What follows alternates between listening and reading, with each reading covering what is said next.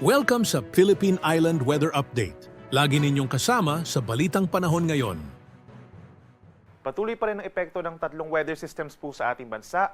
Una na northeast monsoon or hanging amihan na siyang nakakaapekto po sa may northern and central Luzon.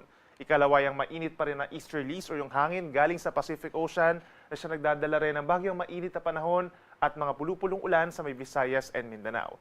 At ang shear line o yung linya kung saan nagtatagpo ang malamig na amihan at mainit na easterlies, magdadala rin ng mga paulan sa ilang bahagi po ng Southern Luzon sa mga susunod po na araw.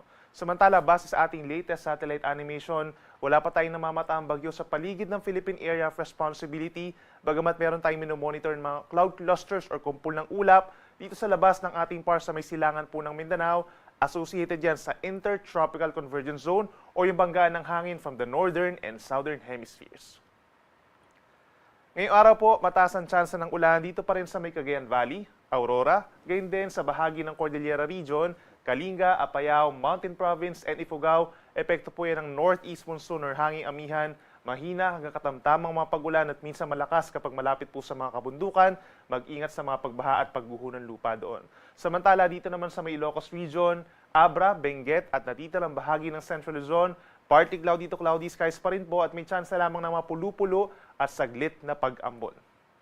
Dito naman sa bahagi po ng Bicol Region at lalawigan ng Quezon, asahan pa rin ng maulap na kalangitan at nagbabalik po ang mga kalat-kalat na ulan at mga minsan mga thunderstorms. Epekto po yan ng shear line o yung banggaan ng malamig at mainit na hangin kaya mag-ingat din sa banta ng baha at landslides.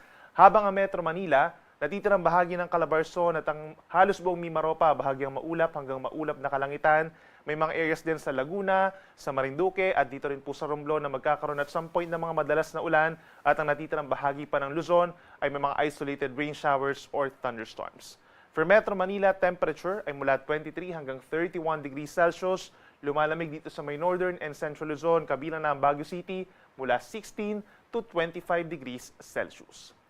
Sa ating mga kababayan sa katimugang bahagi po ng Palawan at dito rin sa may areas po ng Panay Island, sa may Aklan, Capiz at sa may northern Samar, mostly cloudy skies po tayo. Dito sa may southern Palawan, epekto ng easterlies. Sa may northern portion of Visayas, bahagyang epekto na rin po ng shear line. Ang natitirang bahagi ng Visayas and Palawan, bahagyang maulap at minsang maaraw naman ng kalangitan, pero sasamahan pa rin yan ng mga pulupulong mga paulan or pagkilid at pagkulog, lalo na sa dakong hapon hanggang sa gabi. Temperatura sa malaking bahagi ng Palawan and Visayas mula 25 hanggang 32 degrees Celsius, pagsapit naman ng tanghali.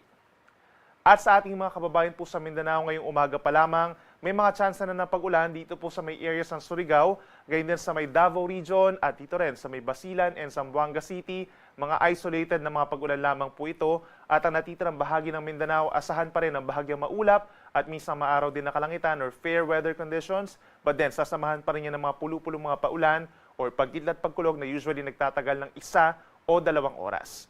Sa malaking bahagi ng Zamboanga City and Davao City, asahan ng temperatura mula 25 hanggang 32 degrees Celsius.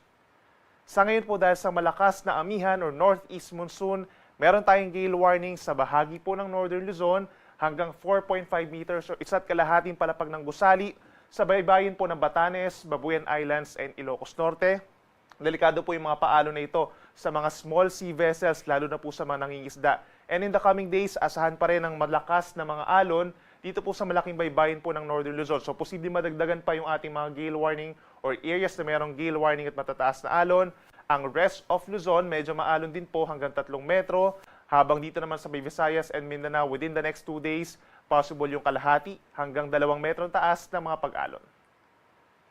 At para naman po sa ating 3-day weather forecast, andyan pa rin yung iba't ibang weather systems, gaya na lamang ng northeast monsoon or amihan sa may northern and central Luzon.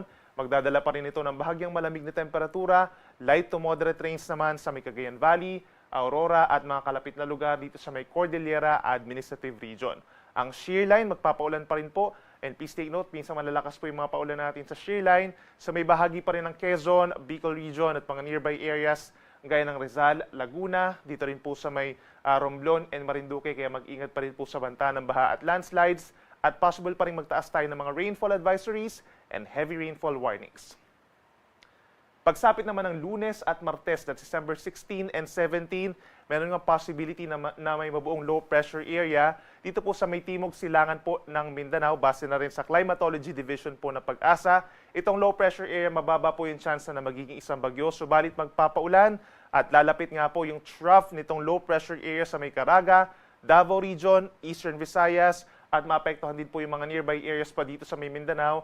Kahit mag-ingat po sa banta ng baha at landslides at laging tumudok po sa updates ng Pag-asa dahil lalapit ng kaunti ng bahagya ang nasabing low pressure area dito sa may bahagi po ng Mindanao, pero hindi nga po inaasahan pa sa ngayon na magiging isang bagyo.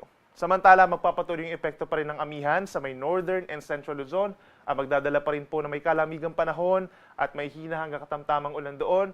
Habang dito naman sa may parting southern Luzon, magpapatuloy yung epekto pa rin ng shear line at posible mas lumakas pa po yung mga pag-ulan natin sa may Bicol Region, Quezon at mga kalapit na lugar pa dito sa may Samar Provinces and Mimaropa. So paki-incorporate po itong mga magiging malalakas sa mga pag-ulan natin sa malaking bahagi ng bansa, lalo na meron tayong mga outdoor activities, mga year-end gatherings and Christmas parties po early next week.